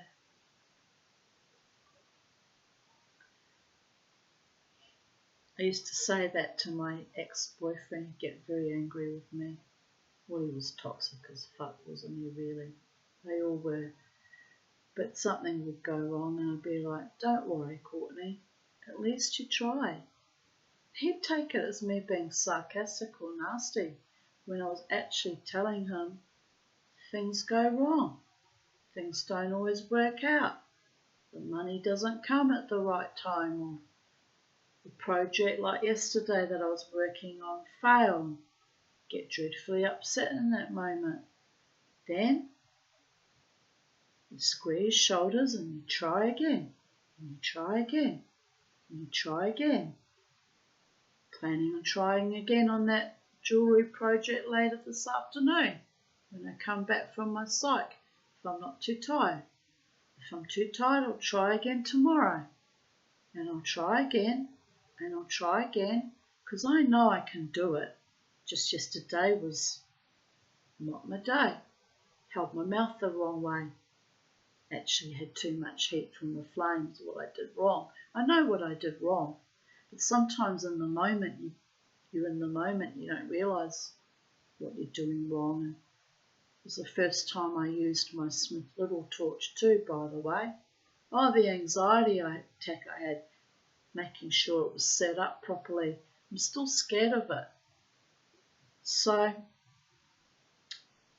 probably had too much heat, melted the bezel, and sometimes I've melted bezels even with a small butane orchid torch too. Getting the heat right. It's a skill, people of Earth.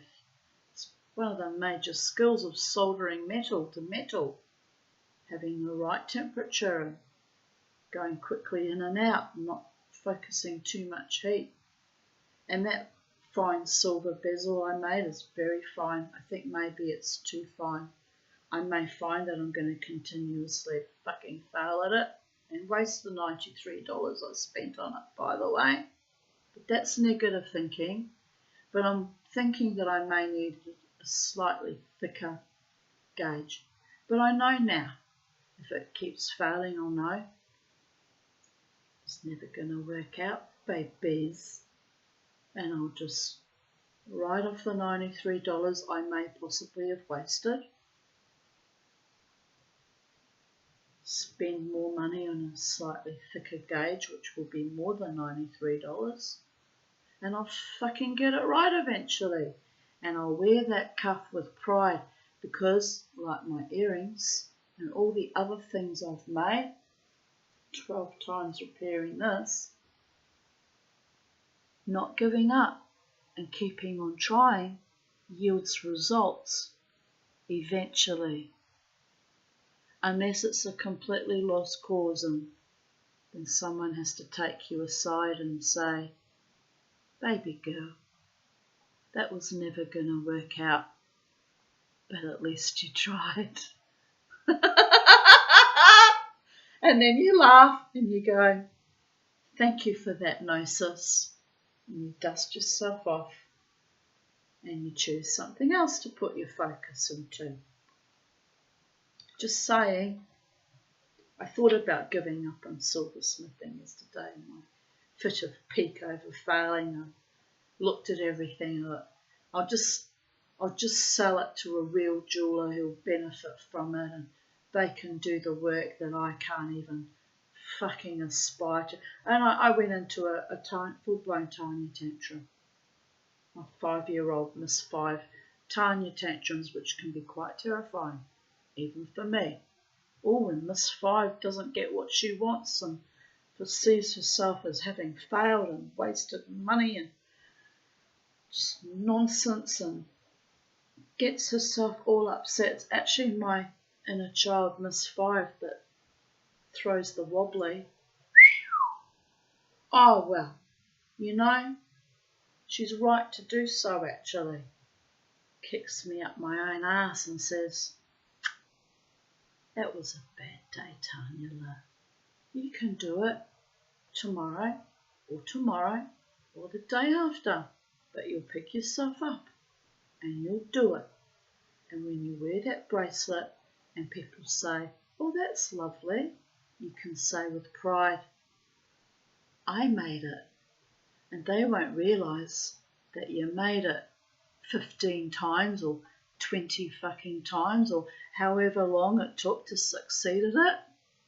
Like when I made Yoda, 6 times I failed. 6th time was the shot. But when I wear it and people admire it, I made that and smile 6 fucking times. But I made it. And that's the point. It's not about how many times you failed. It's how ultimately you succeeded. Just ask Thomas Edison with the light bulb. 99 failures. So the story goes. Anyway, where were we?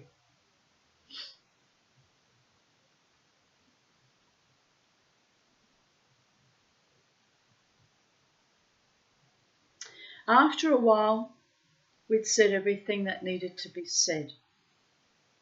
But I kept walking and thinking, and he was walking beside me. Then I turned to ask him again about himself, and he was gone, just like that. I walked back to the car feeling quite strange and excited. I quit my job the next day. Good on you, girlfriend.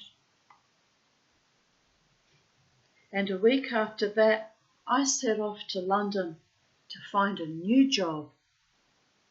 I was pretty lucky because I managed to find a job working over the summer in a holiday resort in the Mediterranean.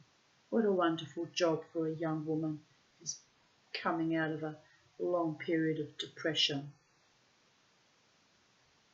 It wasn't such a great job, but it was a start, and, most importantly, it got me moving again after such a passive time in my life. It was a struggle to get out of debt, but I worked at it in a more positive way rather than getting depressed, and eventually I got myself a better job too, which helped. I never looked back, and here I am now on the other side of the world, happy in what I'm doing here. I probably get along better with my parents than when I lived with them as well, so all around it was the right thing to do. But I needed to regain enough positivity even to take the first step. So I'm glad I met the angel that morning and listened to what he told me. Amen, sister. Karl-Heinz, 55, Munich, Germany. I am a train driver. I've never been involved in a real accident, thankfully, but the one time I had a close miss makes quite an interesting story. I was coming around a long curve that runs alongside the woods at the edge of the city.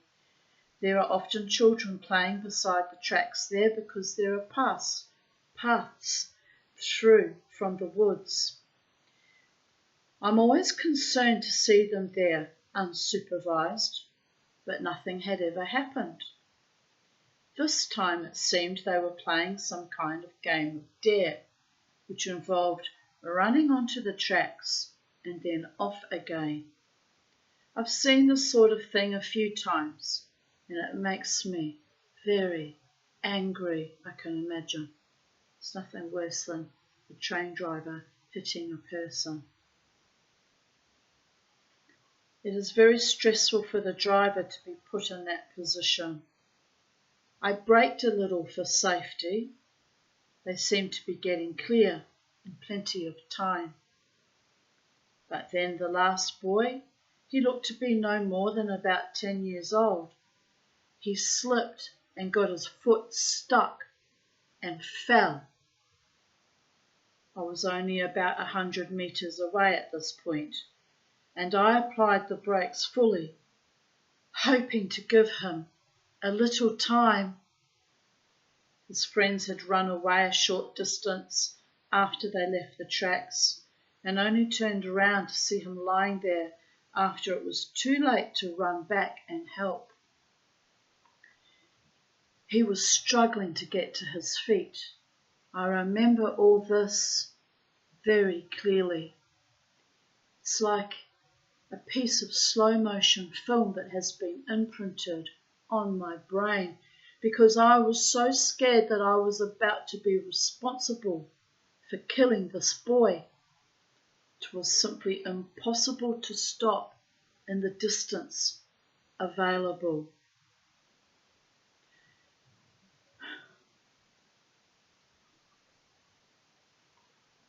Then I saw a man run onto the tracks from the left-hand side, very fast. He was in a black suit and middle-aged, but I couldn't see his face. He grabbed the boy's arm and hauled him off the tracks with only seconds to spare. I don't think the boy would have made it otherwise. I screeched to a halt about 100 metres too late. I was talking over the radio to the guard farther back down the train, telling them that a boy had nearly been hit. As soon as the train stopped, he jumped off and ran after the children.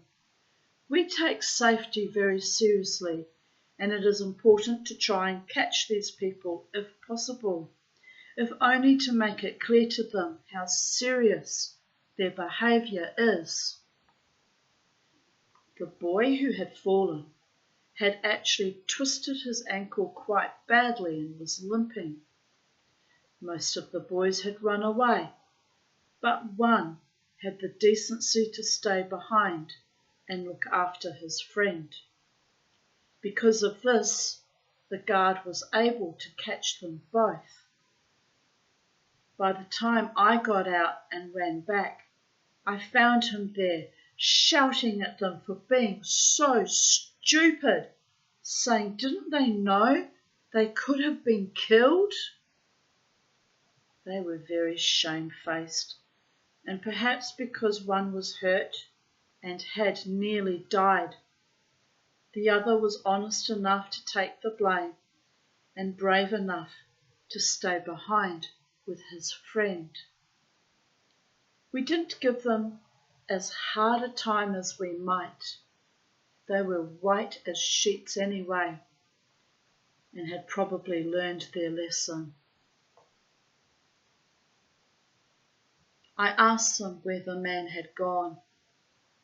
They didn't know what I was talking about.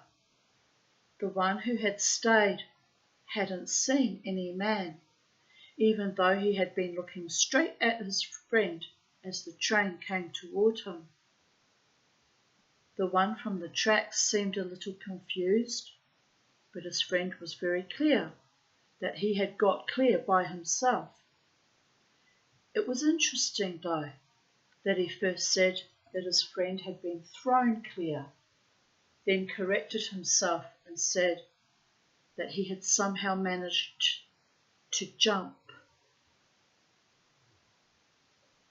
It was as though he had picked him. It was as though he had seen him be picked up and thrown by an invisible force, but couldn't rationalize it in his mind, and so had decided that he must have jumped.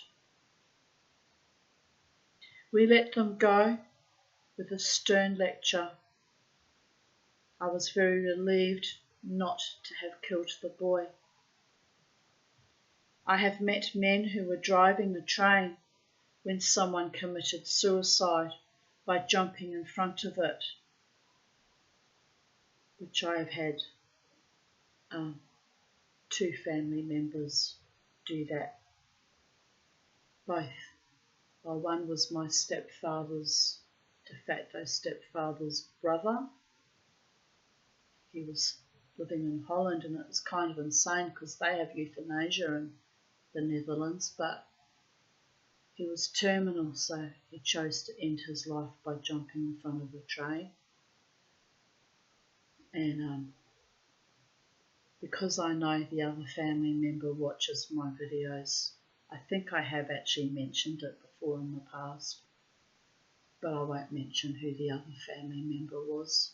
She wasn't related to me by blood, but it was a terrible, terrible, tragic thing to die so young, leaving behind 2 little girls, twins.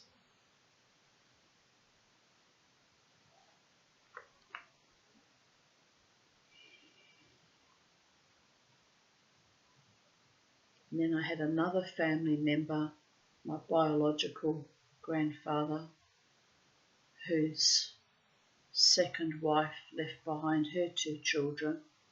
He had to raise them.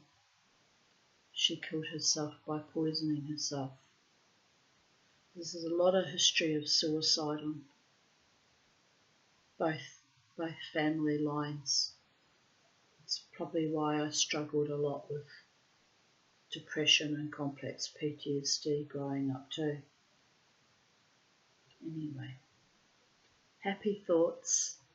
I've survived my own attempts at suicide as well, so, well, one was a half-hearted attempt, but it was an attempt, and the other, I was quite fucking serious. Anyway, on we go and on we go, by the grace of the gods and my angels, who were determined for me to have my happy ever after. However that manifests.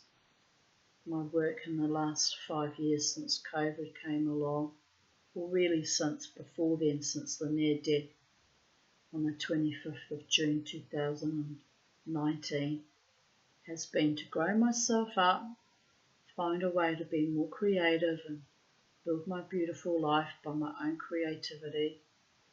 Did a lot of that early 2020 and did a lot of that, being really super creative, trying to find my own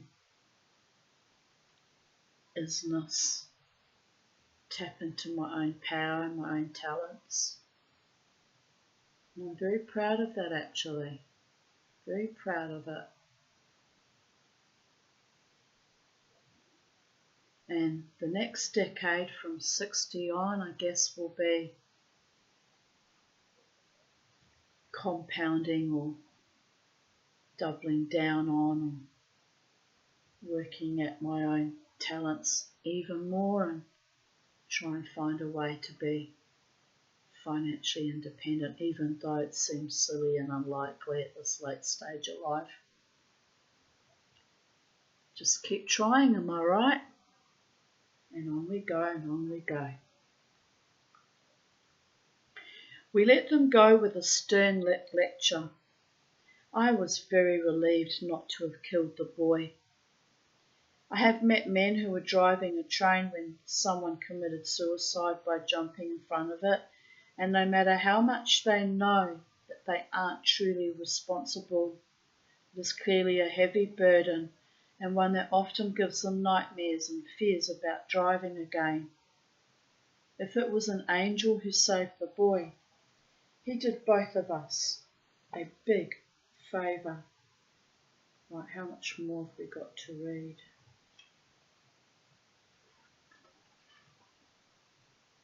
I think another video.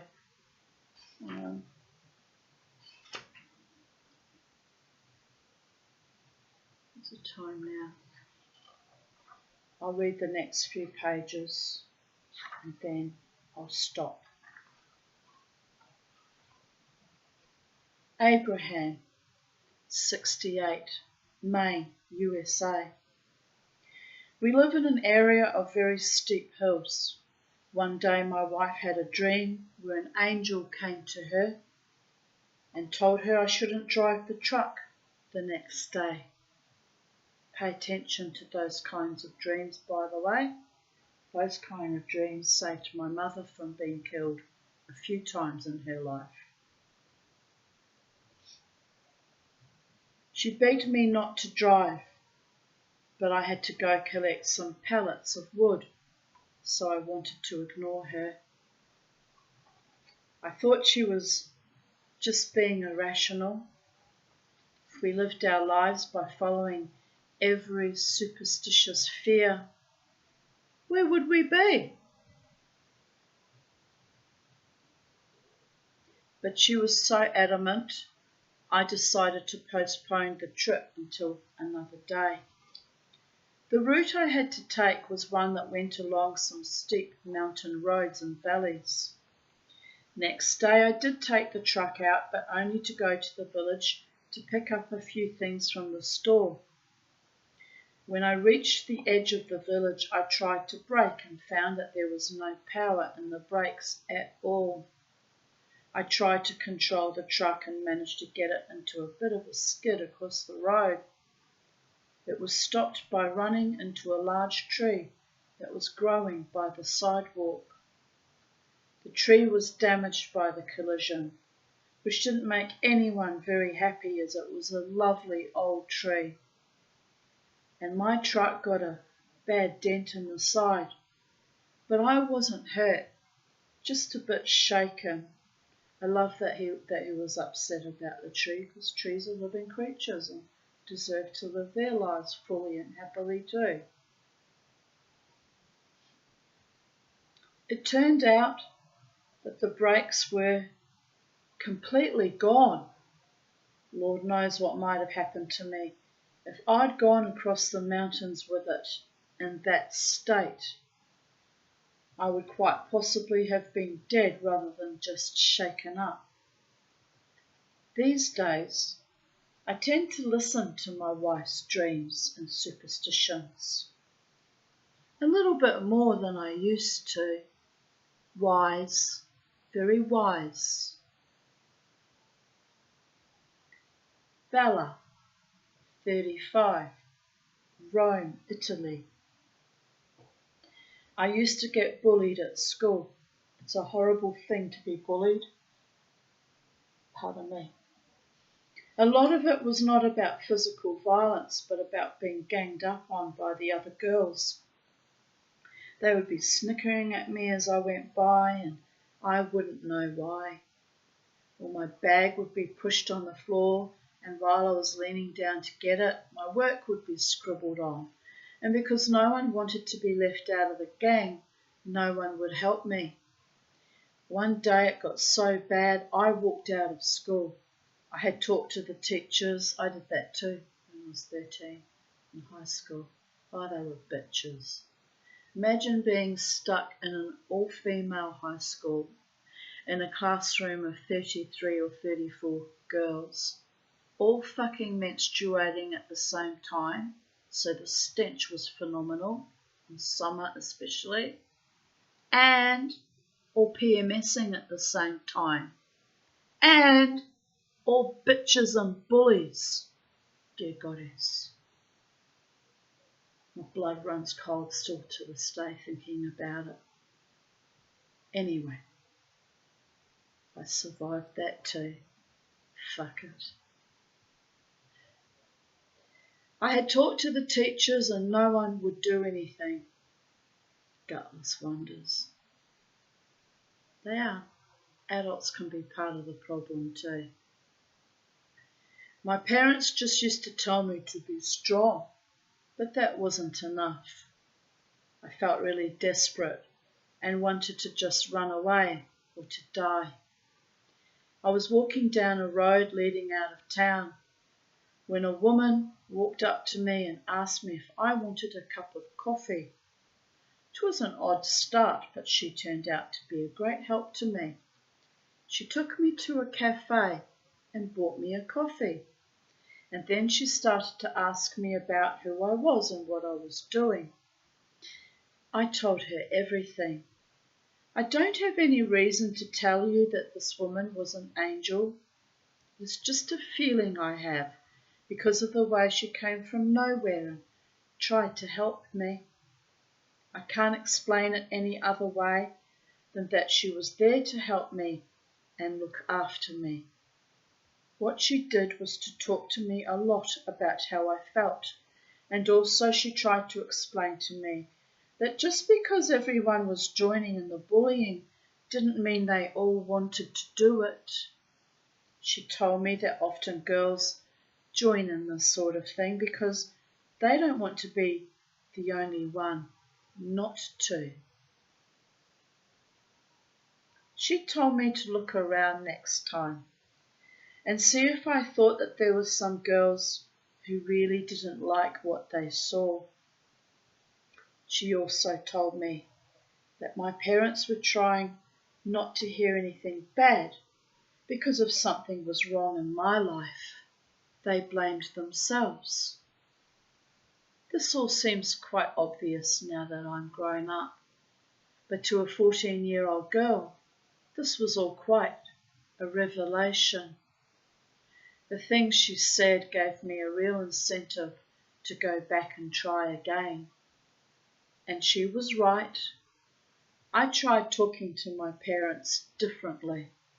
I tried explaining that it was nothing to do with anything they had or hadn't done for me, but there was the situation at school that made life difficult. After that, they were much more willing to help. She didn't have my mother, did she? Who victim blamed and gaslighted and just sent me back to school and told me to harden the fuck up. Evil fucking cow she was. Never mind, we won't think about that. She's dead, can't hurt me anymore. None of them can hurt me anymore. They don't have the power. I've outlived most of them, outgrown most of them, and Still holding my own on planet Earth, speaking my truth, holding my truth precious, owning my truth, living my truth, being my truth, in this pissing fucking rainy day, which in truth is a bit bloody depressing, but I knew it was coming days ago, so there was that.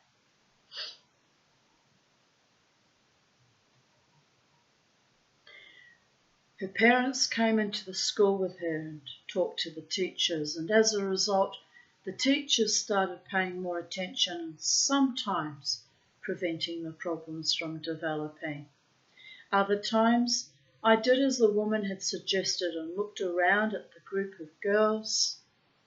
I soon realised that the real problem was the 2 or 3 girls who always led the trouble, and I even started feeling a bit sorry for them in a weird way, because I realised how twisted they must be if that was all they could do to impress people, usually thick as 2 short planks as well, but often brutalised in their own homes, so they think that to be top dog they've got to brutalise everyone else at school, am I right?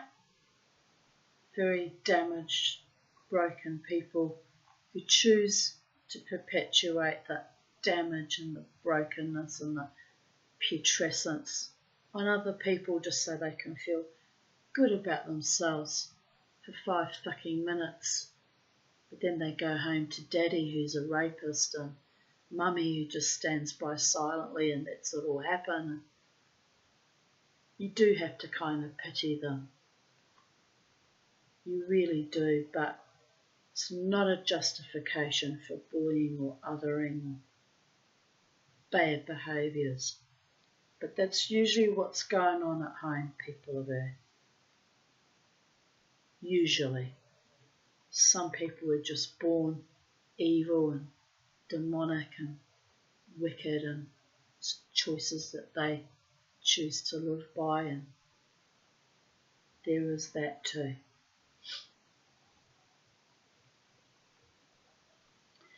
Gradually things improved. I was lucky in that I never got hurt too badly and came out the other side without too much trouble. But bullying among children is a terrible thing and something all parents should watch out for. I was lucky that I was helped at a crucial moment and that it made things better.